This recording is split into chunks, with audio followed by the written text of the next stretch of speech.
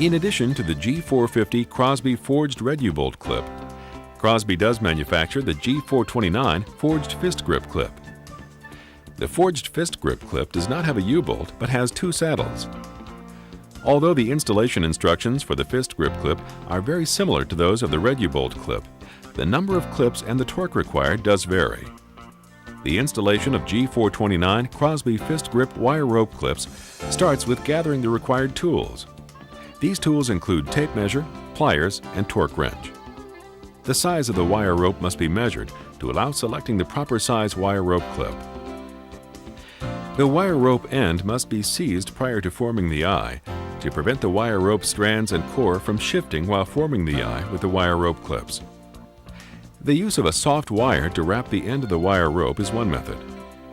Once the soft wire is properly wrapped, be sure to tighten the soft wire wrapping with pliers. The number of clips required for the eye must be determined by referring to the information on the Crosby bag or in our catalog. And always use a thimble to protect the wire rope against wear and abrasion as it is used, and make sure that the turnback is the proper length.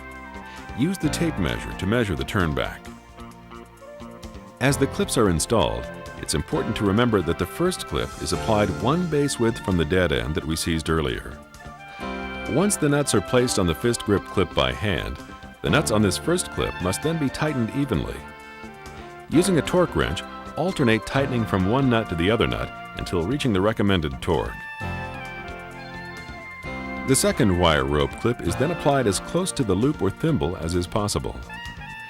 Place the nuts on the wire rope clip by hand and then turn them snug with the wrench, but do not tighten to the torque value until all additional clips are put in place. When 3 or more clips are required, space the additional clips equally between the first 2. Take out any rope slack and place the nuts on these additional wire rope clips by hand. Tighten the nuts on all of these wire rope clips with the torque wrench, again alternating from one nut to the other until the recommended torque is reached. At this point, all the nuts of all the wire rope clips must be tightened to the required torque. Don't forget the wire rope clip at the thimble. Make sure that the nuts are tightened with the torque wrench by alternating from one nut to the other. Before the assembly is considered complete, apply a first load to the assembly. The load should be of equal or greater value than the load expected in use.